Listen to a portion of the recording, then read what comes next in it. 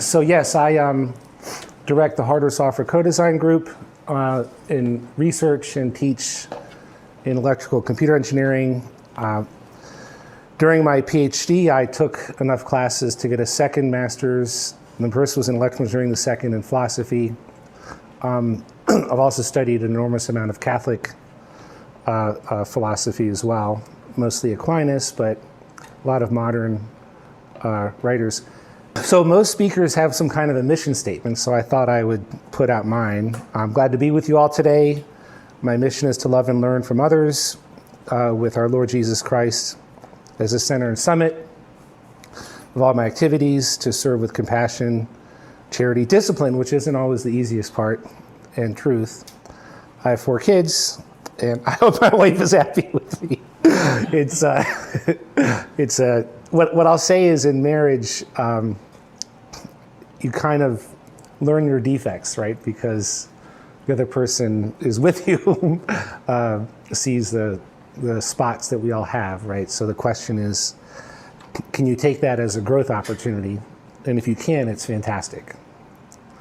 So I thought, I'd like questions, by the way, or interruptions. It's great. I thought I'd go over some classical philosophy and then how it relates to modern philosophy, sort of juxtapose them a bit, and then get into common sense and then the mind-body problem, which was what I was asked to talk about. And I'm going to intersperse it with some practical living tips and things that I've tried to put myself in terms of practice. Science. So typically, you'll think science is hypothesis, some type of experiment. You put phosphorus or different materials, you get dynamite, and with heat you get an explosion. Well, the question that comes up is what is an experiment, right? In terms of defining what science is. And certainly the senses count: sight, hearing, touch, taste, smell. But what about thought experiments? And this is a very serious question, right? Because a lot of modern philosophy assumes a materialistic outlook, right? But for example, there's mathematical proofs that if you 0, 1, 2, 3, if you keep going 4, 5, 6 to infinity, and then put decimals, right? Say 0.1, 2, 3, 4, 5, 0.2, and you can make them all infinite size. The diagonal shown there in yellow, Georg Cantor, about a century ago, proved that there's no way to map the decimals to the whole numbers, because the diagonal decimal, you'll pick a different number than 1, like pick 2. For the second entry, pick something other than 3, say 4. You can do that diagonally. You'll have a decimal that doesn't map to the whole numbers. Now, my point that I make to friends, faculty, Georgia Tech, students, what did you do right now? No, seriously, because you have an infinite set in your head, right? 0, 1, 2, 3, 4, up to infinity. Another infinite set, and you're comparing them, and you're saying one doesn't map to the other. So the point would be that in order to even theorize and think about these abstract concepts, so the ancients, by ancients I mean the Greek philosophers, basically all recorded, or almost all recorded ancient religions, they assumed the existence of the human soul, or the immaterial side to us, as kind of obvious, right? And certainly our ability to manipulate abstract concepts brings into question is, what is an experiment, right? What is a math experiment? Another question I have here at the end is astrophysics. Okay, so we have limited information, right? So I'll make a separate point there, which can go on for a long time. Faith, right? What is faith? Faith is believing something you haven't necessarily yourself proven or experienced, right? Based on others, or based on what you've learned, or based on testimony. Well, all scientists that I know of at Georgia Tech and elsewhere believe other people's testimony about things, and they this is a kind of a human faith, right? So I'll tell you a little story. It was interesting. This was some years ago. Another professor I know in biology, I asked him about his views on about 400 million years ago, there was this protozoan explosion. So the sea fossil records show like just a huge number of species in a very short time frame. And he said, well, I think there's some evolutionary explanation, species adaptation. We don't know what it is yet, but I believe we'll find it eventually. I said, oh, so you have human faith. There's something you don't know about. You think you'll eventually find. That's fine, but don't criticize me for having supernatural faith or believing in God. And he said, well, actually, he goes, I'm Jewish. I believe in God too. So I believe in both. I'm like, great. I'm Catholic, and evolution's not an issue I would say, for Christians in general, unless you claim it's fully explanatory of everything. Actually, I'll tell you another true story. So some students and I had a discussion, and one of the students said, well, evolution explains everything. And I said, okay, we all agree light is expanding, right? So apparently 4 trillion, there's some number, whatever it is, years ago, there's a point. And the Big Bang happened from that point.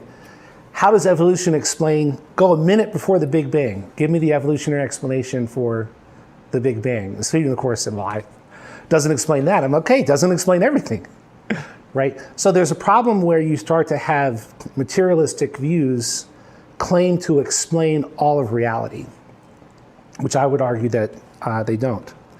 So here's a classic definition. Philosophy is a wisdom whose nature consists in knowing, with causes and certainty.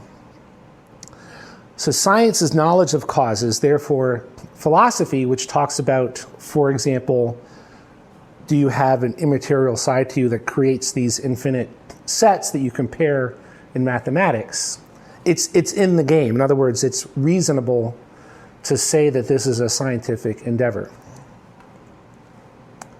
Any comments or questions? Please interrupt. So here's the classic view. Every particular science, so take mine, I'm electrical computer engineering at Georgia Tech. I'm also adjunct in computer science. So there's a set of principles. In the case of electrical engineering, a lot of it is around something called a transistor. It's like an on-off switch, mostly in silicon. And you take these principles, semiconductor physics, and you produce a theory. Well, each particular science, now we have some medical assistance here. And so in medicine, right, you have knowledge specific to the human body, okay? The question then becomes, how does this relate to philosophy? So here's what Aristotle said. You say one must philosophize, then you must philosophize. You say one should not philosophize. Now, just a comment, the Greek philosophers, there were materialists. You may have heard of Epicurus, or the hedonists, right? Life is pleasure. They were basically shown to have all kinds of bad consequences, right? And so modern philosophy is not actually as new as they might think. The point is, there were people who Aristotle argued with. And by the way, we have probably a large number of books by Aristotle, so pretty good evidence of what was going on back then. And so there were people who denied you should philosophize, right, or reason about first principles. And Aristotle said, you say one should not philosophize. To prove your contention, you must philosophize. In any case, you must philosophize. So the point is that the vast majority of scientific research is composed of finding explanations of phenomena close to your sense observations. Like I mentioned earlier, the explosion of dynamite, which, by the way, was invented in China, but wasn't developed that further. The Europeans got a hold of it, made guns, et cetera. Guns use that powder to cause the metal object to go really fast. And the point is that the science of chemistry, versus, say, the science of the ultimate causes, right? So in other words, philosophy says, what's the ultimate reason for our existence? What is the mind and what is the human person? Human person has a mind, has a body. How do you explain the human person, right? So this issue is looking into the natural order, or the first set of first causes. Now, you have to be careful because the classic definition of science is different from the way it's used in modern terms. And you have to understand this because in talking to friends who may not believe anything, they will just say, well, it's obvious, right? Science is, real things, and you believe in fairy tales. But here's how Aristotle used the word and related philosophy to science. So philosophy and the other sciences have the same material object, everything knowable. Material object meaning, what is your inquiry? What's the object of your inquiry?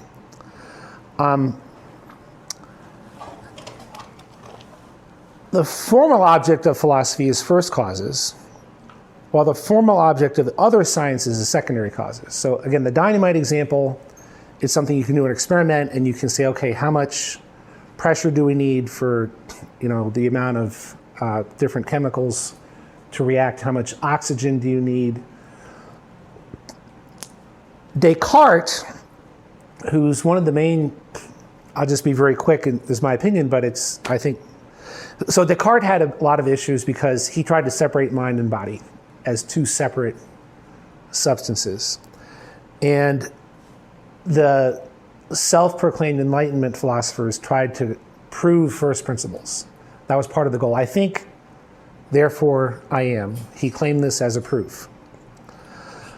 Question, yes? Could you explain what the first causes and secondary causes are? So an example would be, you see a bird, and the bird, makes a nest. So that bird flying, there's a secondary cause there. It grabs the leaves and et cetera. But you say, well, who made the bird, right? Well, the bird had parents. Now we believe, I think it's pretty accurate, they came from dinosaurs, but who knows? But this is the fossil record. But then you get back to the Big Bang, or who caused the universe to exist, right? A first cause. So the ultimate causes goes back to ultimate principles. Actually, I'll share another principle, which is fundamental. It's called the principle of non-contradiction. So the principle of non-contradiction says A and not A cannot both be the same object or the same item at the same time, in the same way, in the same manner. And what Aristotle said was, if you deny the principle of non-contradiction, you can't have a conversation, because anything you say can be true or false at the same time in the same way. So it's not a proof that the principle of non-contradiction is true, but it's certainly, if you deny it, you're in trouble, right? So this is the principle of non-contradiction is an example of a foundational or a first starting point. Descartes and that group of philosophers tried to prove it. They basically ended up failing. So again, I'm summarizing, but Nietzsche, Sartre, this group of philosophers after the Enlightenment said, this doesn't work. Therefore, they end up with Auguste Comte, for example. There is no philosophy. Everything is just secondary causes. Now, the issue with Sartre and Nietzsche and that group, there's a lot of different strands there, is they never dealt with Aristotle. They just assumed we'll dismiss the Aristotelian approach. So let me give an example of a true Alfred Ayers, England, professor of philosophy, 1930s, proposes only that which can be verified by an experiment is rational, something you can talk about. If you can't specify an experiment to test what you're saying, it's not something in the realm of reason, right? So, for example, supernatural, this is what they said, right? supernatural, raising from the dead. Did Jesus rise from the dead? You can't give me an experiment, so it's not a rational discussion. That's what he said.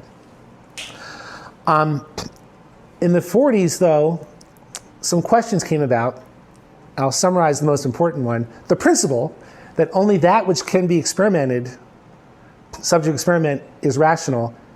What's the experiment for that principle? It fails its own logic. Total disaster, so people fled. I'll mention something else. So they tried to define terms in physics without using abstract concepts. You know the difference between weight and mass, right? Weight is how much you weigh on, your weight is different on the Earth and the Moon. Weight is relative to your gravitational pull. Mass is a measure that's independent of the gravitational pull, right? They could never define mass without reference to some abstract principle that didn't have itself an experiment. Okay, you can't, now this is going to sound strong, but it's true. You can't carry out electrical engineering, my area, computer engineering, computer science, or in general physics, chemistry, without abstract concepts that you haven't proven, like mass in the case of physics, as a starting point. Okay, so the secondary sciences have starting points. Now, if you, like my biology professor friend, if you ask questions, they say, well, I think eventually there'll be some way to have a materialist explanation. Now, the specific case I gave you, it turned out the professor was believed in God. But the point is that if you assume a starting point with all these abstract principles, and then you deny the existence of God, it's kind of like, taking a basketball and saying there's no such thing as a basketball. I mean, it just doesn't make any sense, right? You have a basketball in your hand. You're starting with abstract principles, which you haven't shown anything for. So here's the principle of non-contradiction. I'll skip it. So the claim of Aquinas, I would say Aristotle, and there's always been a group of philosophers, many of whom are Catholic, like Jacques Maritain, and I've got quotes from him. It's a great introduction to philosophy. If you want to read a book, it's about 100 pages, 150 pages. It's a very good summary. What he says there is that no secondary science can exist on its own. So it's another way of saying what I said earlier. You have to have some abstract principles, like mass, to start from. And I've had this debate. I've been at Georgia Tech 25 years. My PhD was about 6 years, undergrad. I've had lots of debates on these topics with scientists and engineers, and they eventually started to say, well, Vince, we'll find some way to be materialist in the end. So here's the point. The principle of non-contradiction, for example, underlies all of science, because if you don't believe that principle, you can't make scientific advances. So, and in fact, the claim would be that philosophy governs the sciences. Okay, let me skip some of this because I want to get to the mind-body problem. But let's talk first about common sense. A lot of times you have a situation where something doesn't really make sense. So our sort of first reaction is our common sense reaction. So for example, you touch a physical object, right? Or you kick a chair or something, right? And you say, well, it exists. It has weight, right? This is common sense.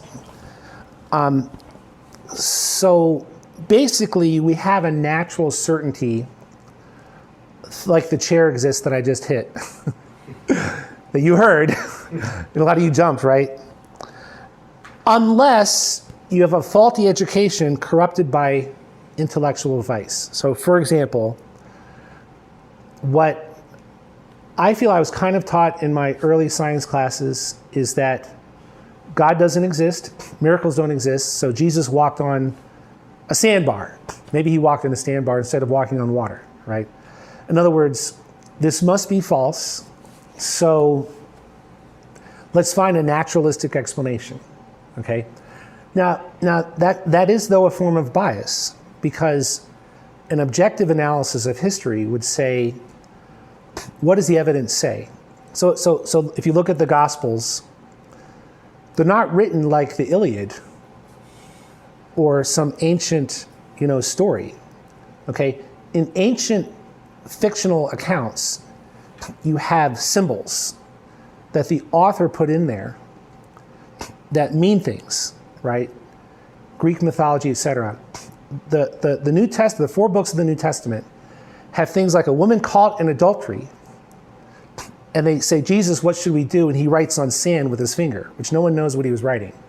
Maybe it was the sins of the people who were about to stone her, right? And like, oh boy, who knows? The point is, it has all the earmarks of an eyewitness account. Doesn't prove it's an eyewitness account, but gee, if someone made that up, it's an incredible, and I could go on and on. But the common sense would be that, at a minimum, okay, and this is verified by Jewish and Roman historians. There's some guy who lived, who died. His followers think he rose from the dead, and they can't find his body. Because if they could find his body, you got these pesky Christians, let's shut them up. Let's bring the body through Jerusalem to Rome, anywhere these Christians are, and get them out of our hair, because here's the body of Jesus, right? So at a minimum, they couldn't find the body, for sure. Because if they would have, they would have shown it. So here's an analogy. Common sense forms a scaffolding. Once you build a philosophy to form that building, then you have an overall explanatory system. Okay? So Aristotelian philosophy, Aquinas, who builds on Aristotle, claims to explain not only the physical sciences, but first principles. Metaphysics, Aristotelian metaphysics, meta is after physics. So you had a physics, and then you had after physics, metaphysics. So, again, all I'll say is that common sense helps you establish these starting points. So my other favorite example for a common sense starting point, and I've used this many, many times in discussions with friends, family, professors, students. Aristotle has this book, the Nicomachean Ethics. It's another great starting point. I highly recommend. And what he says is there are 3 forms of friendship. There's a friendship of pleasure, like someone who's a good jokester, but as soon as the person's no longer funny, the longer your friend, right?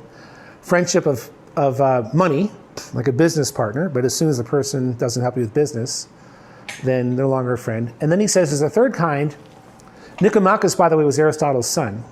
The Nicomachean Ethics was Aristotle writing to his son at the end of his life. And he said, son, or Nicomachus, the third form of friendship is desiring the best for your friend, for your friend's own sake. It is pleasurable and beneficial, but in addition to that, it's long-lasting, and therefore it's superior. So the common sense says, yeah.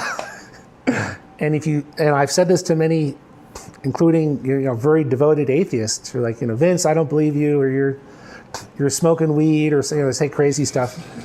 I'm like, okay, well, what kind of friendship do you want? They're like, I want the third kind.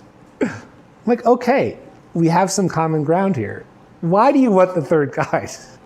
Let's examine this a little further. Okay, so mind-body problem. So a fundamental question in philosophy is, what is an object's underlying, and I'm not being precise here. This is not a philosophy class, obviously. It's an informal talk. But the word in Greek is ousia, or what's the underlying substance. Now, Descartes claimed the mind is a substance and the body is a separate substance. So the problem then is, well, how do the mind and the body communicate if they're different substances?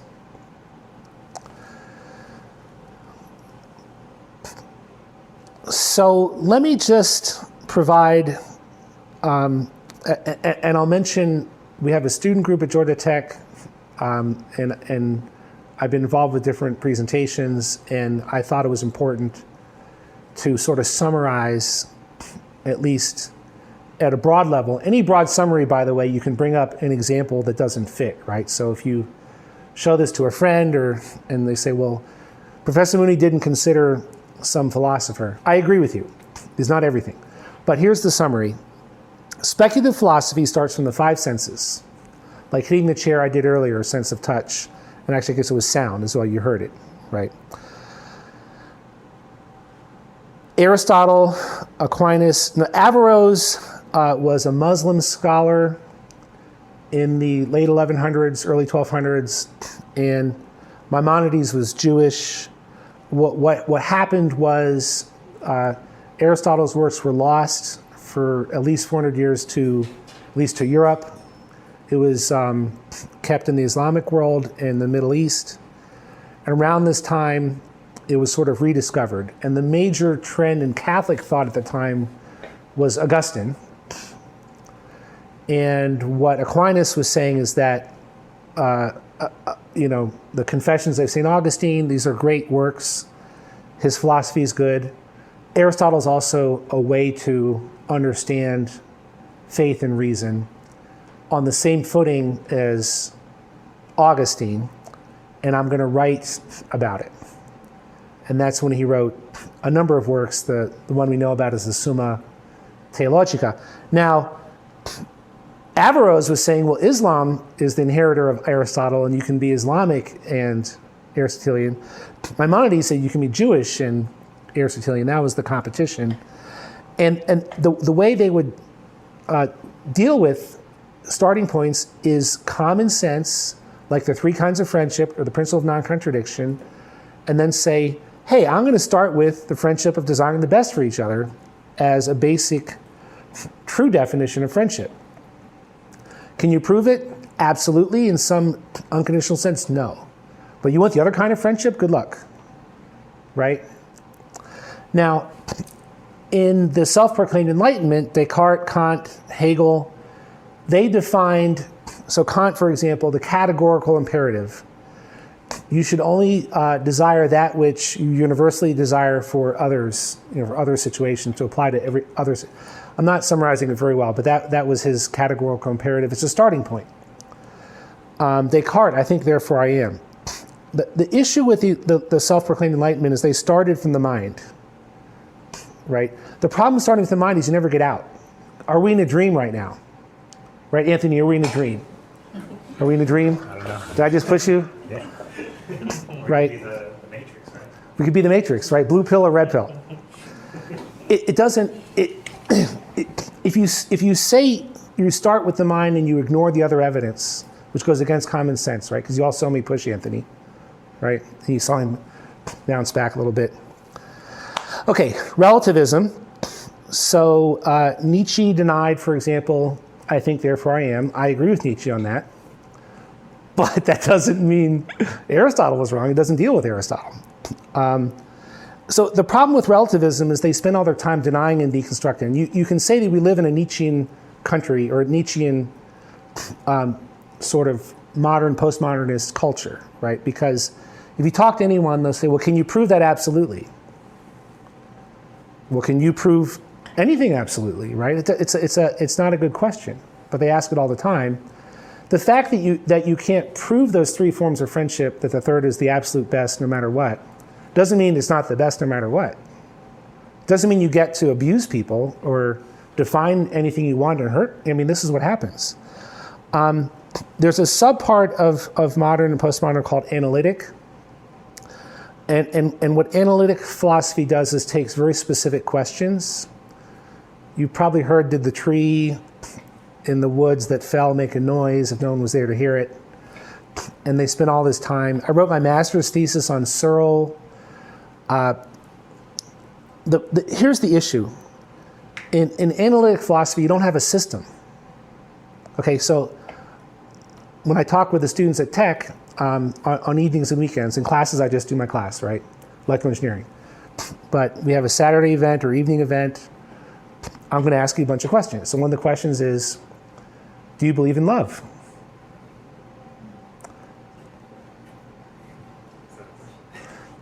Well, if you're analytic, you don't even have a system to address it, right? If you say, well, I'm not sure, okay. And what are you going to tell your kids someday, assuming you have kids?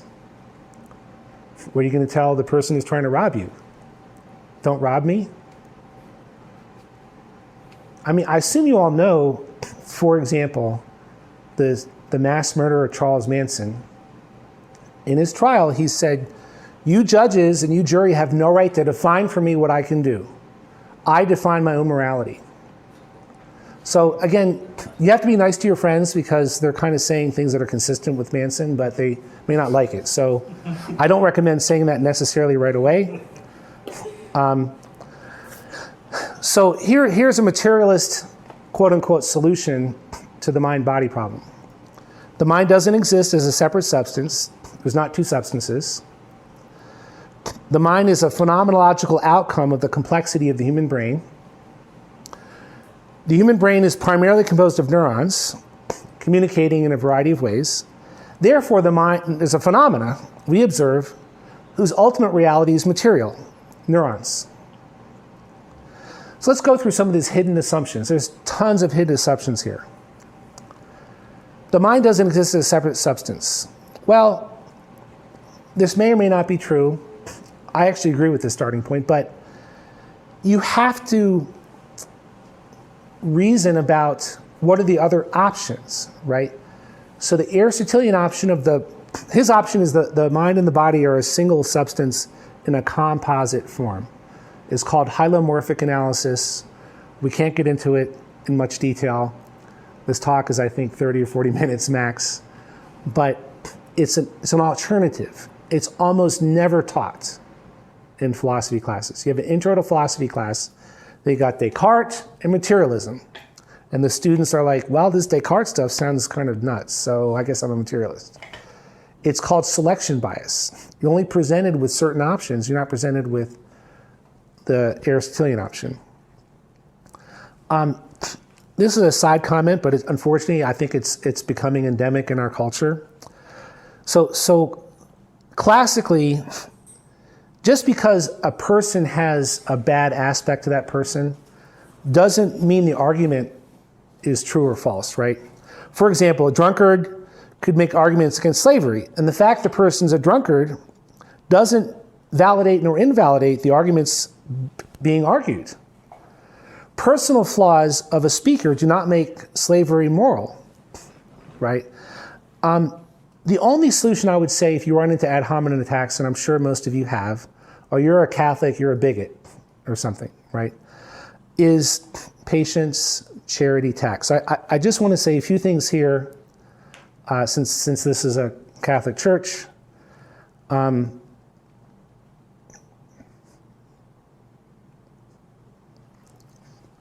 Your love for your friends should come from the Eucharist, right? So the church teaches that the sum and summit of the sacraments is the Eucharist because it's Christ, right? To quote, all ecclesiastical ministries and works of the apostolate are bound up with the Eucharist. For in the blessed Eucharist contained the whole spiritual good of the church, namely Christ herself, our Pasch being a lamb, or sacrifice. And again, we just came from a holy hour, adoration. I guess it was a half hour, actually. Still counts. And this is one of my favorite saints. In a book by The Way, by Saint Maria Escrivá, he says, if to gain your liberty, a friend of yours had gone to prison, would you not try to visit? Bring a present, show some warmth. And if that conversation with the prisoner were to save you from some evil, do you good, would you do without it?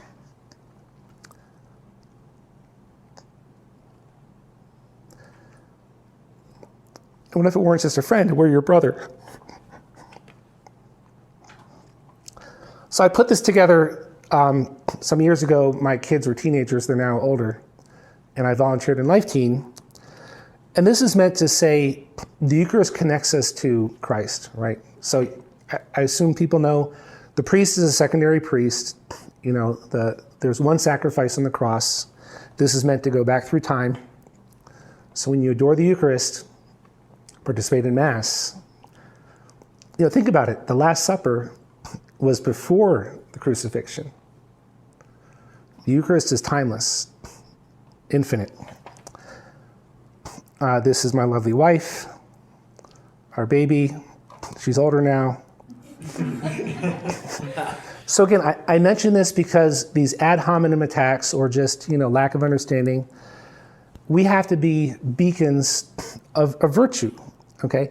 And the human virtues, courage, wisdom, self-control, justice, these are called the 4 cardinal virtues, are kind of the basement.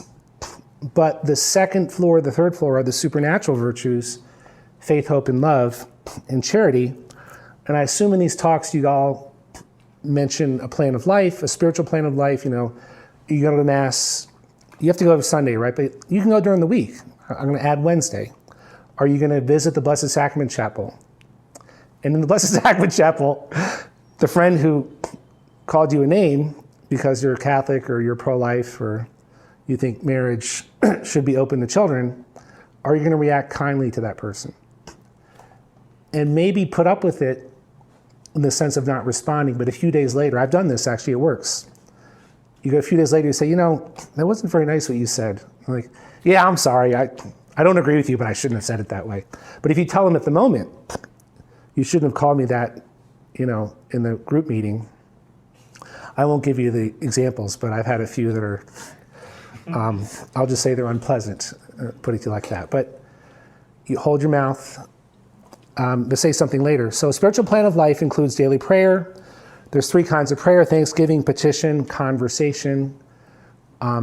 So conversation being that visiting a friend in prison, you're visiting the Eucharist. Hey, Lord, I'm upset, I'm hurt, and you'll get some answers.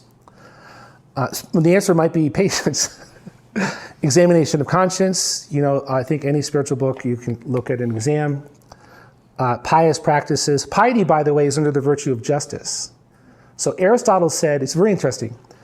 He said there's commutative justice, right? So you borrow $5, you get $5 back.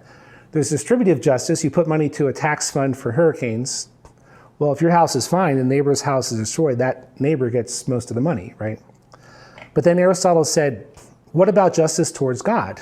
You can't pay God back. Well, that's piety.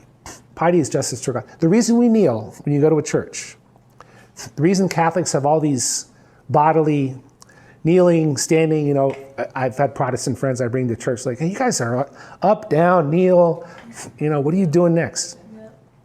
It's piety, right? We just had in England, I think Charles was crowned king. It was a beautiful ceremony, right? The ceremonies mean something. I mean, there's ceremonies for everything. Small sacrifices, going to confession at least once a year. So here's my claim. A practicing Catholic is a good friend, right? So I bring this up with disagreements or if you try to explain to people. Let's get back to mind-body problem.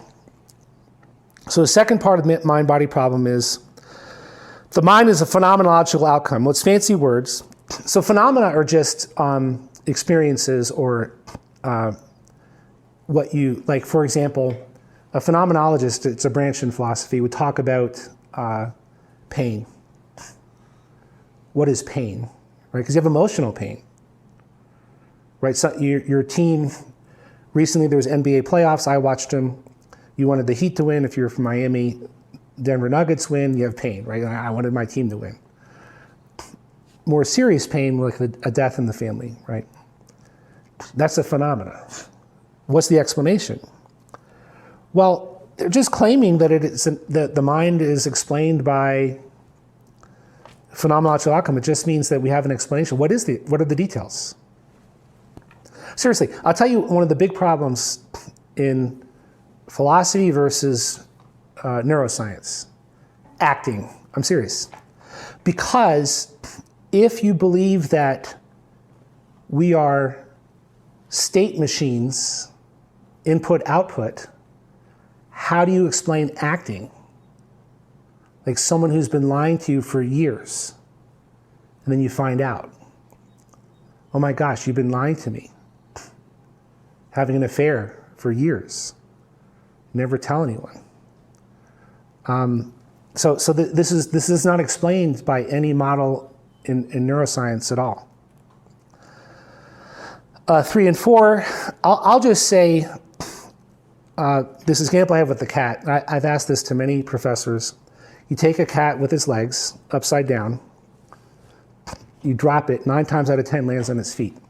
Tell me how the neurons do it. Nobody knows. There's no answer. I mean, there's some answer eventually, but we don't know what it is. So we don't know how neurons really produce most of what they do. So to claim that you know they explain the human mind is not scientific. So here's a classical solution. We have an immaterial side to us, which is why we can reason about infinite numbers. We are a composite form of matter and soul together in one substance. Aristotle called the word for soul, he called it form. One of the problems in translating any language to another language is there's a lot of nuances, right? So the Greeks had like 4 words for love. You've probably heard them: eros, agape, etc. And the same thing is true with form and soul, right? But the Aristotelian argument was pretty much that there's no good explanation other than the human person is a matter-form composite. Aquinas builds on top of Aristotle. It's a pretty good solution. It's not popular right now among professors. Doesn't mean it's not true. The same way that 100 years ago, 200 years ago, was very popular. You know, a lot of the classic scientists were Christians. Newton, I mean, you look in the 1800s, right? And I agree, that doesn't prove that God exists. Well, neither does unpopularity today disprove or prove that God doesn't exist. Okay, so these are my references. Ran out of time, so I just put photocopies. I mean, just pictures. It's not an MLA format. Yeah, I apologize here. Get mine photo. But you must have had some questions or comments or thoughts. Anthony, you must have something to say. I mean, sure.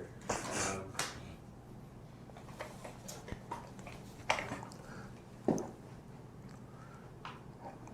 guess one question I had thinking about the soul, just like what happens after our body dies, kind of like that separation, and I don't know how we explain how the soul keeps going and the eventual reunion with our body at the end. Okay, well, let's take two aspects. It would take one philosophy and then one scripture. So with scripture, you assume the source is God, right? With just philosophy, you just do reason, but you don't make any assumptions about any book. So philosophically, so Aristotle built on Plato, who built on Socrates, and Socrates came to the conclusion that your soul continues after death, and that's why he refused to give up his belief, as best we can tell, in one God and not the polytheism of the time. So he was administered some type of a poison. And so the Aristotelian argument is that our soul comes from God. God is immaterial forever. Our immaterial is greater than material, right? Things do not create things that are greater than themselves. So the soul continues after death, and he had no real explanation for exactly what happens, but what he did say is it's more important to be a good person than it is to be like rich or have lots of pleasure, right? Now, let's take scripture. So Jesus says there'll be a second coming, and in the second coming, there'll be a second judgment, right? So there's 2 judgments. There's a personal judgment when you die, and by the way, your personal judgment when you die is not necessary. It's not God punishing. it's the outcome of your decisions, right? So actually, theologians would say that hell is an act of mercy, because if you've chosen to hate God, the worst thing you want is the beatific vision. So hell, there's no beatific vision, but it's enormously painful because your nature is to love God, not to hate God.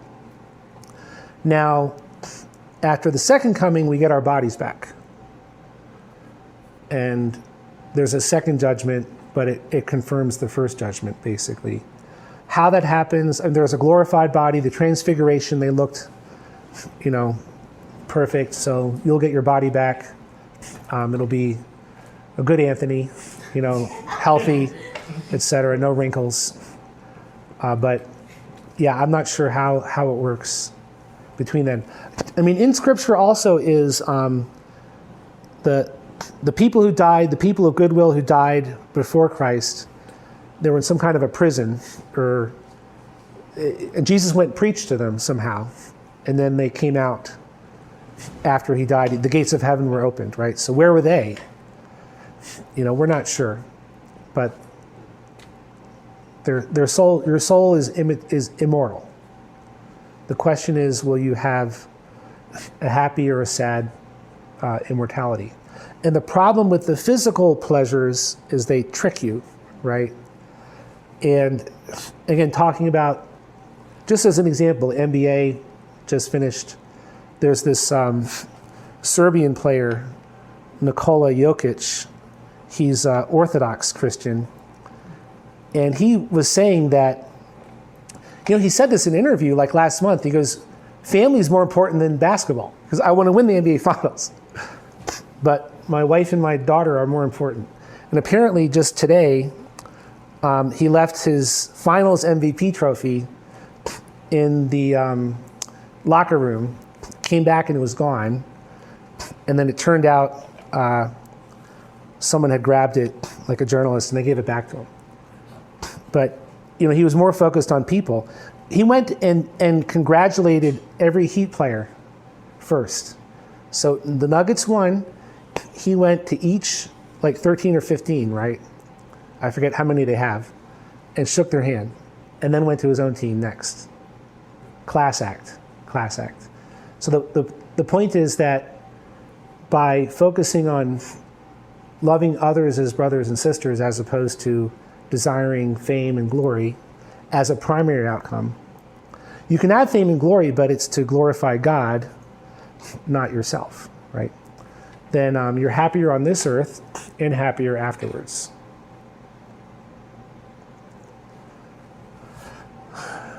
Yes? I was a little unclear. So the soul, is it, are you considering it with this, like the substance that connects the mind and body, or like from which the mind, is born, or because I'm used to a definition of the soul is like, that's your consciousness, what kind of animates your body, is where your mind comes from. Yeah, I mean the definition that Aristotle comes up with in these bottom books, Metaphysics, Zeta and Eta, is that actually the human, the soul and the body form a single ultimate substance, right? So in a way, after death and before the second coming, you're deprived of an essential part of your being. So the human nature is one nature, and it has a physical and an immaterial aspect. The immaterial aspect we call the soul. You could use an analogy maybe of, water has, you see light through it, but it also has a material aspect. Now water is pure material, But when it becomes a gas, is it still water? It's still water. It has different ways of manifesting itself. So the human nature manifests itself both physically and with your thoughts, and they're together. One practical consequence of this are things like the Stations of the Cross, right? So when you go through the Stations of the Cross, right, you're supposed to try to put yourself as if you were there, right? So the worship, the reason why worship is more complete, kneeling and using your imagination in a good sense. What if I were, so there's apparently someone who helped Jesus carry the cross for part of it. And, you know, what if you were that person, right? Or are you the one nailing? Right? These are good things to do because the body and the soul are together. Now, in terms of how Aristotle figures this out, basically, there's a bunch of unanswered questions if you're just a material object, right? Like the infinity or use of numbers. Plato believed that the ultimate reality was only numbers. There was no real material world. And that doesn't work either. So Aristotle basically rules out the other options and then says, based on common sense, we are a composite because it's a much better answer than all the other ones. It's not really a proof, but it's similar to a detective story. You know, who had the scepter? You ever played Clue, right? And finally you say, well, the butler did it. And we do this in courts, right? You have preponderance of the evidence or beyond a reasonable doubt. That's the kind of argument for the body and the soul being one substance. The other options are leave gaping bad explanation. They just don't explain what's going on. Yes? Follow-up question. So where does the soul fit into the mind-body problem? Are the soul and the mind the same, or where's the mind fit into this? So the soul would handle all the abstractions, right? Now I'll give you a concrete example that's complicated. Memory.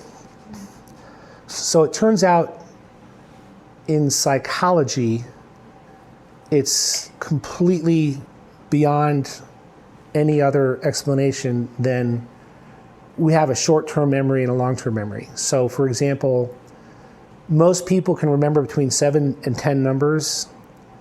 And so telephone numbers usually have 7 to 10, or they have an area code that's common. The percent of people who can repeat 13 numbers or 15 or 17 in psychology tests is very small. Computers can do billions of numbers a second, right, compute, and they remember it perfectly, right? So there's some physical aspect to memory that we don't understand that interacts with the mind. What the mind grabs are concepts, right, and inventions. So one of the examples I use with other professors, and this is in my domain of expertise, so in the 50s, there were some researchers with computers who said, you know what, this typing on a screen, no, let's have an object that you can hold with your hand, move around a cursor, and then click on things. It's called a mouse. They invented the mouse. Inventions come from the immaterial, the soul, the immaterial side. They create new ideas. And by the way, all the AI type of work are instructions with techniques. They're not creative. Now they'll claim, the materialist philosophers will claim the AI can create. They have no examples of creation of like the mouse, for example. They can piece together things and apply programs to reason, but they don't, I would say they don't create. So where is that physical aspect of memory versus the spiritual or the soul aspect? I don't know, but they work together somehow. But yes, we don't know exactly how they work. let me say the fact that we can't give a detailed explanation of how the mind remembers things or creates abstract concepts doesn't mean materialism is true. It doesn't mean materialism is false either, right? Nothing's really proven. You say, what's the better explanation, right? And I'll give you the problem with the singularity hypothesis. So the singularity hypothesis is a materialist hypothesis that complexity eventually produces creativity. Give me an example. That's what I tell all the, actually we had a interesting faculty recruiting. This was a few years ago. I was on the committee and we had some candidates in machine learning. And one of the questions was, what's the difference between statistical signal processing and machine learning? Nobody knows, right? It's machine learning and artificial apply statistics and techniques to make predictions, right? So it's pretty much the same field. So my point is that there are a lot of questions about the mind that we don't know, but the soul being part of our human being is a better explanation than the others, especially when you get to, for example, disabled people. Why should you love a disabled child? That child has a unique soul. That's the best answer. I took a philosophy class, I'll never forget, and we studied philosophy of science, and one of the readings was on eugenics. So I'm in the class, this was in the 90s at Stanford, and I raised my hand and I said, hey, page 433 had eugenics. What do people think? And the professor was Jewish, right? And so everybody's like, well, I would never carry out eugenics. He goes, but I can't say it's wrong. So this was a 50-minute class. At the 45-minute point, I raised my hand and I said, I think I have a way we can be against eugenics. And I had given a talk earlier in the semester on Aristotelian's definition of species versus genus. So I said earlier I mentioned Aristotle's book in explanation of genus and species. Aristotle has a book, De Anima, and what he says is that every human being has an immaterial soul. So the reason you don't treat disabled like useless eaters, and by the way, it's a historical fact, the Nazis in the 30s emptied hospitals of disabled Germans. Okay, the philosophy of that started that way. So I said, but each child has a unique soul, therefore we shouldn't carry out eugenics against disabled. And the whole class is like, well, it's the only answer we have so far, I guess, But it's a good thing to think about, right? And it gets back to the question of love. Why do we love each other, right? I mean, I can go on and on. At one of the basketball, I played basketball at Georgia Tech, and there's a pickup game, and one of the guys there, we've had some arguments, and one day I said, "Hey, you doing?" T. His name was T. I said, "You're my brother." He goes, "Brother," and I said, "Well, are you a Christian or what do you believe?" He goes, "I'm a Christian." I said, "Okay, spiritual brotherhood is more important than ethnic brotherhood." He goes, "Man, Vince," and he's a big black guy from downtown Atlanta. He goes, "I don't like what you're saying, but I can't disagree with you." But why are we brothers and sisters? Seriously. It has to do with our common humanity. It has to do with our soul and that God loves us and we're all together. So I'm saying that a reason for believing the mind and the body are united, there's all these good outcomes, like loving each other as a family as opposed to, warfare and killing disabled and things like that. I appreciate your disabled example, because my next question is, I know the theology behind why euthanasia and stuff like that, and why you, if someone is, if there's reasonable, I forget what the word is, but reasonable means to keep them alive, you keep them alive. You don't go through extraordinary means, but reasonable means.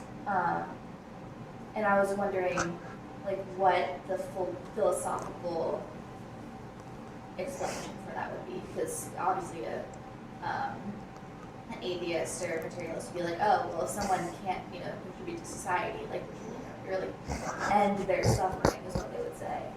So, but that helps a lot. It's like, well, they're still the soul. They still, are, they still have that common humanness to them. Just because, like, if you say, we don't say that like a war veteran who lost a limb in battle is less human because his, appendage isn't working or there. So it's kind of the same-ish thing. Thank you. I agree. I mean, the other thing you can say is that when you live a life of service to disabled, service to each other, you're more happy, right? And if all you seek is yourself, over time you're sad, right? It doesn't work. Selfishness doesn't work. It doesn't bring about happiness. This was the argument against, Epicurus and the other materialists who hedonism.